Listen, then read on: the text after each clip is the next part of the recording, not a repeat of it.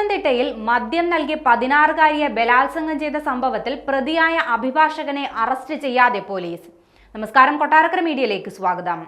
16-കാരിയെ മദ്യം നൽകി ബലാത്സംഗം ചെയ്ത കേസിലെ പ്രതിയായ അഭിഭാഷകനെ പിടികൂടാതെ പോലീസ്.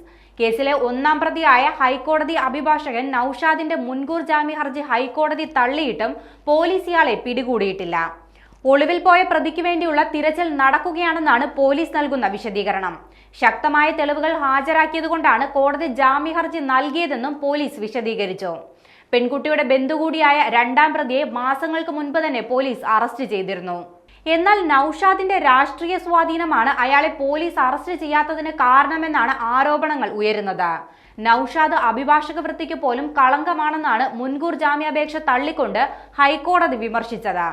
2023 ജൂൺ 10 കോഴഞ്ചേരിയിലെ ബാർ ഹോട്ടലിൽ വെച്ച് നൌഷാദ് പെൺകുട്ടിയെ ക്രൂരമായി പീഡിപ്പിച്ചത്.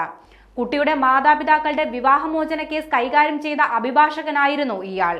കുട്ടിയുടെ പിതാവിന്റെ സഹോദരിയാണ് പണം വാങ്ങി പീഡനത്തിന് ഒത്താശ ചെയ്തത്. ഇവരെ മാസങ്ങൾക്ക് മുൻപ് തന്നെ പോലീസ് അറസ്റ്റ് ചെയ്യുകയും ചെയ്തു. ബലം പ്രയോഗിച്ച് മദ്യം നൽകി മയക്കിയായിരുന്നു പീഡനം. വിവരം പുറത്തു പറഞ്ഞാൽ പീഡന ദൃശ്യങ്ങൾ ഉപയോഗിച്ച് കുട്ടിയെയും അച്ഛനെയും കുടുക്കുമെന്ന് പ്രതി ഭീഷണിപ്പെടുത്തുകയും ചെയ്തു. പിന്നീട് പത്തനംതിട്ടയിലെ കുമ്പഴയിലുള്ള ഹോട്ടലിൽ വെച്ചും എറണാകുളത്ത് വെച്ചും പ്രതി പെൺകുട്ടിയെ ലൈംഗികമായി ഉപദ്രവിച്ചിട്ടുണ്ട്.